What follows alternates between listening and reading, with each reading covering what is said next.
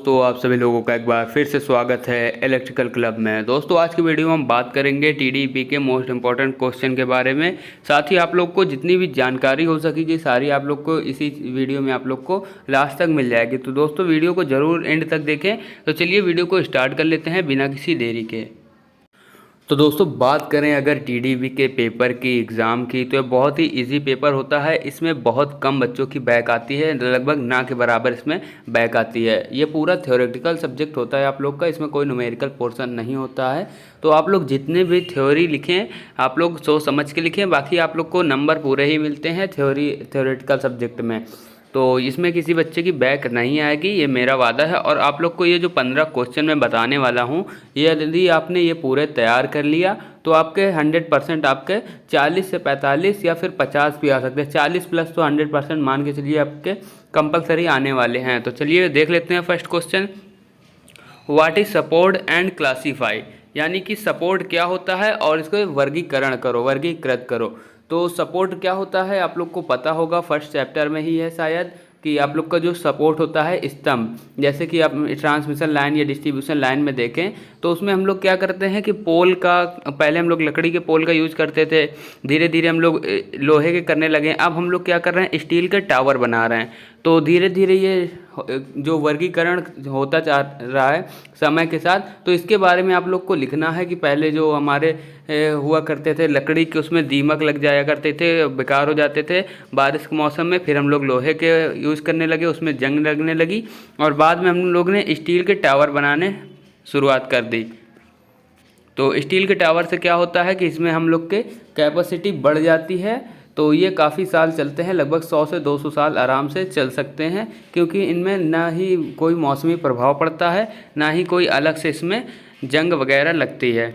तो इसके बारे में आप लोग बताइएगा। नेक्स्ट है how to manufacture of steel tower and their advantage. तो टावर को किस प्रकार से बनाया जाता है, किस प्रकार से टावर का निर्माण किया जाता है, उसके बारे में आप लोग को बताना है। और उसके लाभ क्या क्या होते हैं स्टील टावर के, ये आपको बताना है। कंपलसरी आपके एग्जाम में आने ही वाले हैं। ये सारे क्वेश्चन जो हैं सारे इंपॉर्टेंट ही हैं। अभी तक जितने भी हमने बनाए हैं वीडियो, उनमें से लगभग से 30+ नंबर बच्चों के बोल रहे हैं कि आपके वीडियो से आ जाएंगे। बाकी थोड़ी बहुत हमने कर दी है, तो उनके लगभग 40 से 45 आ सकते हैं। तो जितने भी हमने क्वेश्चन बताए थे उनमें से आधे क्वेश्चन जो है वो फंस रहे हैं। तो आप लोग ये भी पूरी कोशिश करिएगा कि ये वाला भी एग्जाम अच्छे से निकाल लें। नेक्स्ट क्वेश्चन देख लीजिए, advantage of overhead line and underground line. तो आपको ओवरहेड लाइन यानी कि जो डिस्ट्रीब्यूशन और ट्रांसमिशन लाइन होती है उसके बारे में बताना है, उसके अंतर बताना है दोनों में, उसके लाभ बताना है। और अंडरग्राउंड लाइन जो बिछाई जाती है उसके बारे में दोनों के अंतर बताना है और दोनों के लाभ। नेक्स्ट है व्हाट इज़ फीडर, डिस्ट्रीब्यूशन और सर्विस मेंस। तो आप लोग को इन तीनों के बारे में बताना है। एक तरह से कह सकते हैं तो इनकी परिभाषा देना है, या इनके बारे में इनकी संक्षिप्त टिप्पणी में इनको समझाना है। तो इस प्रकार से क्वेश्चन आते हैं हिंदी इंग्लिश में। तो आपको फीडर बताना है, फीडर क्या होता है, और डिस्ट्रीब्यूटर क्या होता है, और सर्विस मेंस, तीनों शॉर्ट में आप लोग को बता देते हैं। सबसे पहले हमारा क्या होता है, ट्रांसमिशन लाइन आती है सब स्टेशन पर। वो उतरती है किसके माध्यम से, बस बार के माध्यम से। बस बार हमारे दो मटेरियल के होते हैं, एल्युमिनियम और कॉपर के। ये आप लोग ने बस बार देखा होगा कई सारे, जब आप सब स्टेशन देखते होंगे तो उसके ऊपर कई सारे वायर रहते हैं, तो उसे ही बस बार बोलते हैं। उसमें से सप्लाई ली और दी जाती है, यानी कि इनकमिंग उससे होती है और आउटगोइंग भी होती है, यानी कि ट्रांसमिशन लेते हैं फिर उसके बाद उसको डिस्ट्रीब्यूट करते हैं, तो उसे डिस्ट्रीब्यूशन कहते हैं। तो उससे जब हम लोग निकलती है, जैसे कि ट्रांसमिशन लाइन सब स्टेशन पर आई और उससे बाद उसको जब डिस्ट्रीब्यूट करते हैं तो उस वायर का हम लोग फीडर वायर बोलते हैं। और इसके बाद जब हम लोग पोल के माध्यम से इसको हर पूरे गांव में, पूरे शहर में, सभी जगह जब इसको भेजते हैं तो उस प्रणाली को, सिस्टम को हम लोग बोलते हैं डिस्ट्रीब्यूशन या फिर डिस्ट्रीब्यूटर। और जब हमारे घर में आ जाती है, हमारे मीटर तक आ जाती है, पोल से लेकर मीटर तक को बोलते हैं हम लोग सर्विस मेंस। तो ये तीन चीज़ें आप लोग क्लियरली याद रखिएगा। इसके बारे में थोड़ा बहुत और अपने मन से बना के लिख दीजिएगा। नेक्स्ट क्वेश्चन है what is sub station and it's type define any one, यानी कि आप लोग मेरी इंग्लिश पर मत जाइएगा। यहाँ पर हमने जो है कि आप लोग को समझाने का प्रयास किया है, ना कि आपको पूरा इंग्लिश टू इंग्लिश सेंटेंस में समझाया है। आप लोग को उल्टी सीधी इंग्लिश यहाँ पर लिख दिया गया है, आप लोग थोड़ा समझ लीजिएगा अपने से। तो आपको सब स्टेशन के बारे में बताना है, इसके प्रकार कितने प्रकार होते हैं, जैसे कि पोल माउंटेड सब स्टेशन होता है, प्लिंथ सब स्टेशन होता है, और आपका अंडरग्राउंड सब स्टेशन होता है। तो ये आपके कई सारे सब स्टेशन होते हैं, ग्रिड सब स्टेशन। तो इनके टाइप लिखना है और इसके किसी एक के बारे में आप लोग को लिखना है। नेक्स्ट क्वेश्चन है losses of transmission line. Transmission line में कौन कौन से लॉस होते हैं, कौन कौन सी हानियाँ होती हैं, उसके बारे में बताना है। और ये सभी पार्ट आपको डिस्क्राइब करना है, यानी सैग के बारे में बताना है, झोल, इसके बाद कोरोना और लीकेज करंट। ये तीनों हमारी ट्रांसमिशन लाइन में बहुत अधिक होता है। सबसे पहले सैग की बात करें तो सैग जो हम दो तार के बीच में देखते हैं, दो ट्रांसमिशन के बीच जो वायर पड़ा होता है वो आप थोड़ा सा देखिएगा झुका होता है, उसको बोलते हैं सैग, यानी कि झोल एक प्रकार का। ये हम लोग क्यों रखते हैं, ये हम लोग मौसम के हिसाब से रखते हैं। जैसे कि हमारा गर्मी का मौसम आता है तो मेटल जो होता है हमारा पिघलने लगता है गर्म होके, उसमें पहले से इलेक्ट्रिसिटी फ्लो हो रही है और हमारा सूर्य का प्रकाश जब पड़ता है तो ये हमारा पिघलने लगता है, तो इसमें सैग जो होता है बढ़ जाता है। और सर्दियों के दिन में क्या होता है, सर्दियों के दिन में हमारा जाम हो जाता है, टाइट होता है, तो ये धीरे धीरे वायर को जो है अपनी ओर टाइट करता है, तो इसमें सैग कम हो जाता है। तो ये सारी चीज़ें आपको सैग में लिखनी है। इसके बाद कोरोना इफेक्ट होता है, इसमें ओजोन गैस निकलती है, और ये जो किस कारण से होता है, इसमें जो एटमॉस्फेयर में जो कण मौजूद होते हैं वो जब वायर में चिपक जाते हैं तो एक लेयर बना देते हैं, जिससे उसमें एक अलग वोल्टेज जनरेट हो जाता है, उसे हम लोग कोरोना बोलते हैं, जो हमारा मेन वोल्टेज का विरोध करता है। इसमें लॉस होता है तो ये कोरोना लॉस कहलाता है। इसके बाद लीकेज करंट होता है, जैसे हमारा पानी लीकेज होता है उसी प्रकार से करंट भी कहीं कहीं से लीकेज हो जाता है, उसके बारे में बताना। नेक्स्ट क्वेश्चन है what is voltage efficiency in transmission line. तो वोल्टेज एफिशिएंसी आप लोग को पहले चैप्टर में आपने देखा होगा कि जो टावर है, टावर और इंसुलेटर के बीच में जो हमारा गैप रहता है तो उसके बीच का वोल्टेज एफिशिएंसी बतानी रहती है ट्रांसमिशन लाइन में। नेक्स्ट क्वेश्चन है describe the structure and working of pin insulator. तो पिन इंसुलेटर की आपको संरचना सहित वर्किंग कार्यविधि लिखनी है, वर्किंग करना है।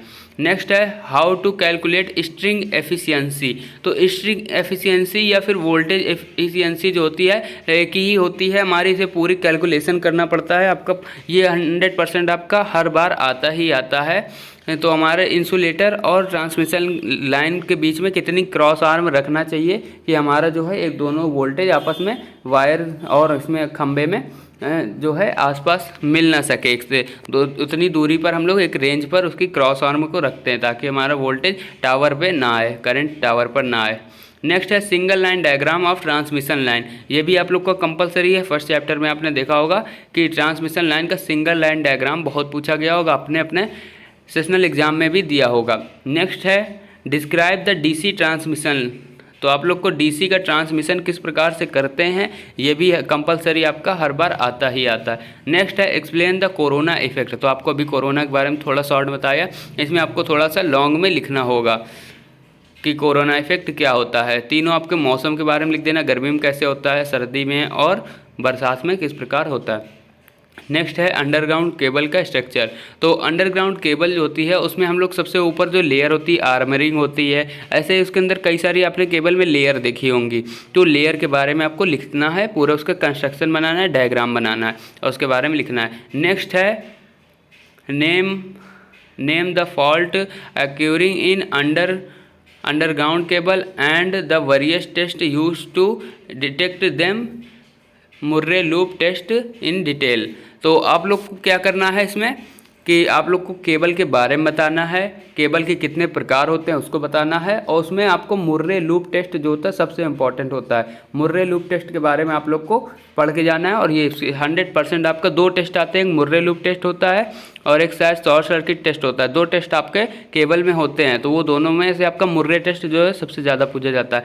नेक्स्ट है steel pole and steel tower में difference and their advantage and disadvantage. तो आपको स्टील पोल और स्टील टावर दोनों अलग अलग होते हैं। पोल माने खंभा होता है और टावर माने आप लोग का, टावर को हिंदी में टावर ही बोलते हैं। तो पोल और टावर में आपको डिफरेंस लिखना है, इसके लाभ और हानि भी बताना है। तो दोस्तों ये हैं आप लोगों के 15 इंपॉर्टेंट क्वेश्चन, ये आप सभी जो हैं तैयार कर लीजिएगा। फिर भी आप लोग को इसमें से 5-6 क्वेश्चन इंपॉर्टेंट बता दें जो आपको बिल्कुल नहीं छोड़ना है। इसमें से सबसे पहला क्वेश्चन है सपोर्ट के बारे में और उसका पूरा क्लासिफिकेशन वर्गीकरण के बारे में। आप लोग को दूसरा क्वेश्चन शायद डिटेल में नहीं समझाया था, एक बार समझा देते हैं। How to manufacture to steel tower and their advantage, यानी स्टील टावर किस प्रकार से बनाते हैं। तो स्टील टावर को 2 प्रकार से बनाते हैं, वेल्डिंग करके और बोल्ट द्वारा। बोल्ट द्वारा आपने देखा होगा, कसते हैं उसको, एक एक जो उसमें पत्ती लगी होती है, जालीदार अगर टावर देखा होगा तो आपने उसमें कई सारी पत्ती देखी होंगी आपस में जुड़ी, तो उनको वेल्डिंग द्वारा भी बनाते हैं और बोल्ट द्वारा कस के भी। तो इसी में केवल इतना ही लिखना है। तो इसमें सबसे पहला क्वेश्चन आपका मोस्ट इंपॉर्टेंट है, टिक कर लीजिए। इसके बाद आपका आता है चौथा क्वेश्चन। इसके बाद आपका आता है आपका सैग और कोरोना, ये कंपलसरी है तो ये नहीं बता रहा है आपको, बहुत छोटी छोटी चीज़ें ये। इसके बाद आपका आता है स्ट्रिंग एफिशिएंसी, जो क्वेश्चन नंबर 9 है, ये आप लोग नोट कर लीजिए। इसके बाद 11 नंबर क्वेश्चन नंबर 11 जो है डीसी का ट्रांसमिशन किस प्रकार करते हैं उसके बारे में।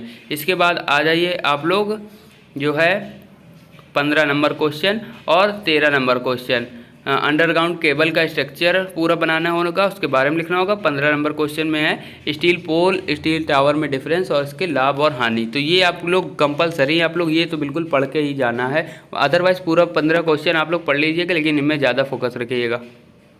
तो दोस्तों ये आप लोग का लास्ट एग्जाम है, तो उसके लिए आप लोग को फिर से एक बार बेस्ट ऑफ लक। और यदि आप लोगों ने टेलीग्राम चैनल व्हाट्सएप ग्रुप नहीं ज्वाइन किया है तो ज्वाइन कर लीजिएगा।